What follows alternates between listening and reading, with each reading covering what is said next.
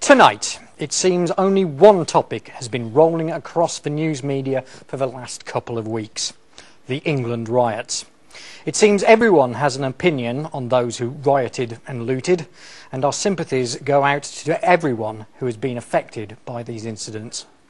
However, what will now change in our society, and will we see a change for the better? If you wanted to bring in a police state, what would you have to do to make people come over to your side, and even encourage you to make it happen?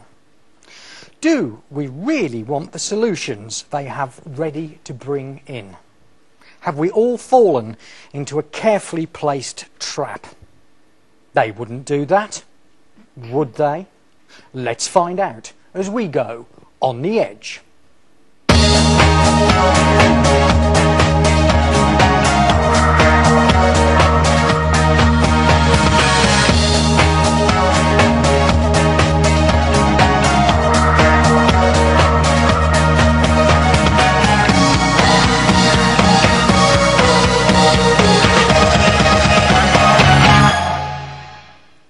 Good evening, my name is Alex G and welcome along to this 2-hour special on the Edge. And as usual, this is an interactive programme, so as we're live, why don't you take the opportunity to text in. Our TJ tonight is Glenda. Glenda, welcome back. Good to see you again. Vivid purple, like it. Good. Super stuff. And people, to get in touch with you, they just text in on 86686. That's 86686. Type the word EDGE, E-D-G-E, followed by a space, and then let's have your name and message. And there's going to be plenty of topics to talk about, so get those fingers ready on those mobile phone buttons. We'll be bringing you updates of what you've been saying throughout the programme. My guest tonight is our regular contributor to On the Edge, Ian R. Crane. Welcome back. Thanks, Alex. Good to be back. And I think there's only one place to start, and people would not expect us to go anywhere else but look at what has been dubbed the England riots. We seem to have a situation where people have just lost their minds. So do you attribute this to anything in particular? I think there's a number of aspects that we have to look at. You know, we're still less than 2 weeks after this latest round of manipulation kicked off. So there's a number of questions that certainly have to be asked, and as is always the case, tonight really what we're going to be doing is encouraging people to maybe look a little bit deeper than what they've been fed by the mainstream media. And we're also going to show that in many cases the information that we're going to discuss is right there in plain sight for people to actually look at themselves. You know, what better place to hide something than in plain sight? So it's almost a case of we're giving you the dots, it's up to people to join them up and see the big picture. Exactly, and of course, tragically, the vast majority of people at the moment, as you rightly said in your introduction, seem to be falling into what would appear to be a very well-set trap. And in terms of a trap, if we look at some of the people that had something to lose who got involved in this looting, this seems to be the most incredible matter as far as I'm concerned. For instance, it was widely reported about the mother who lost her job and the custody of her children to social services after effectively receiving stolen goods. And it was front page news in The Sun that Olympic hopeful saw her prospects in tatters from being involved in the rioting and the looting.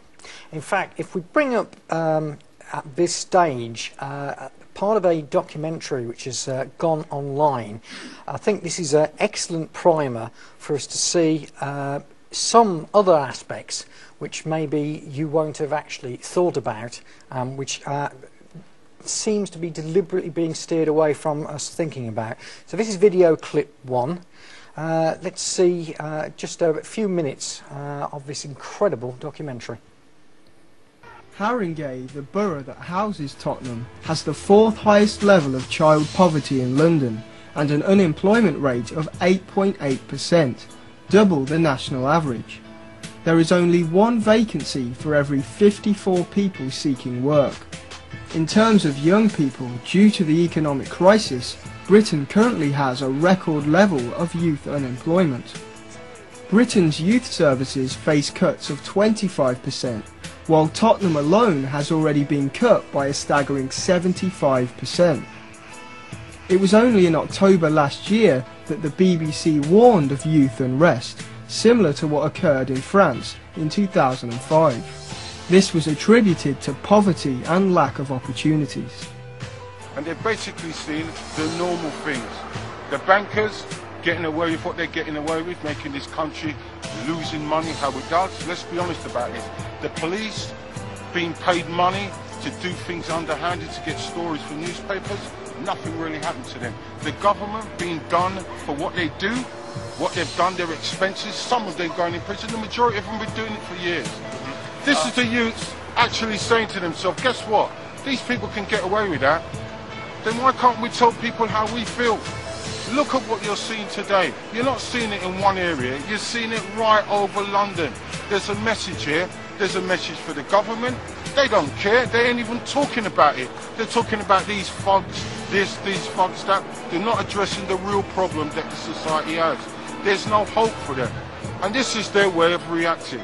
And I feel genuinely sorry for them. These young kids at 18-year-old age, they've got no future, they can't get a job. This is sad. This is a reaction for what the government, not only the Conservative Party now, but the Labour Party that was in power before. They're all in this.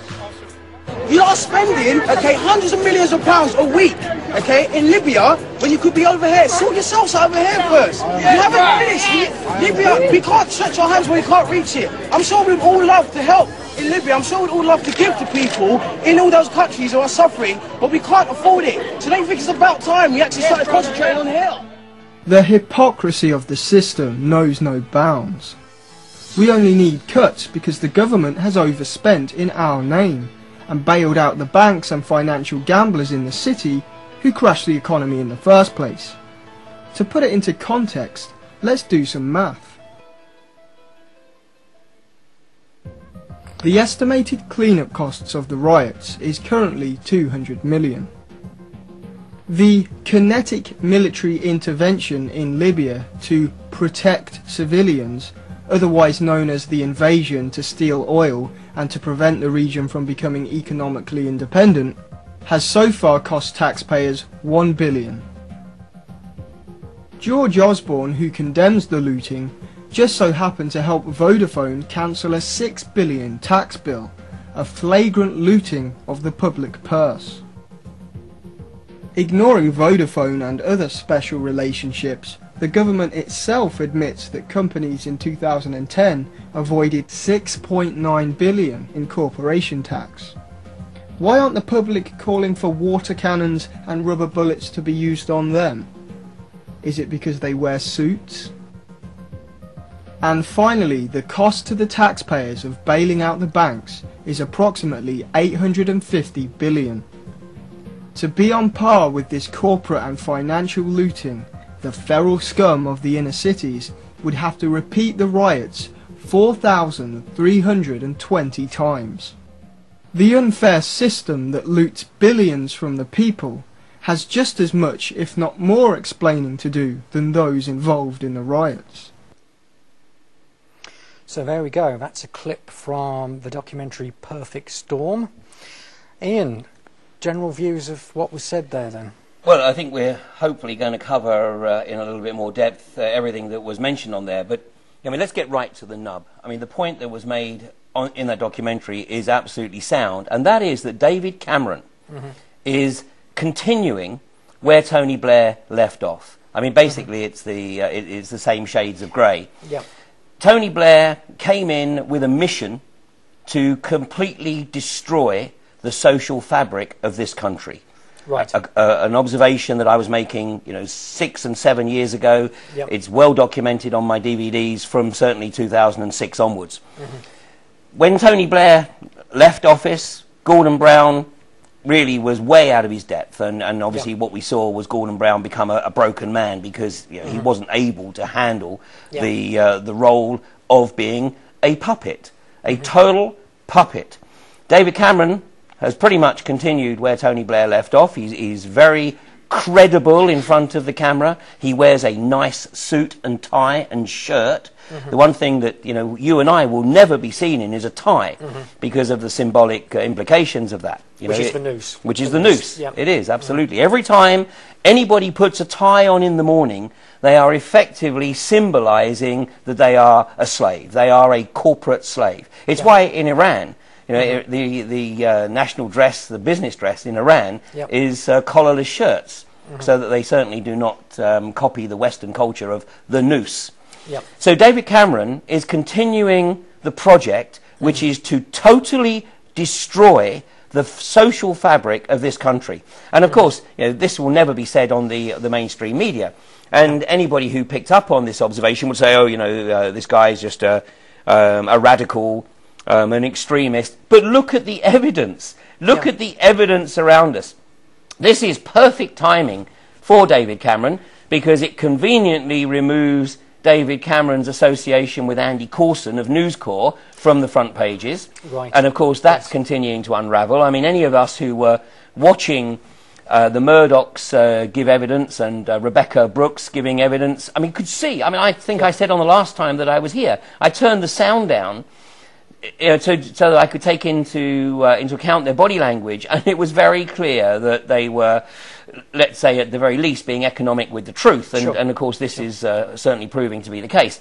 So everything that's occurring here is a godsend for Cameron, and it takes the media scrutiny off of him and his relationship with Andy Coulson and the phone hacking scandal.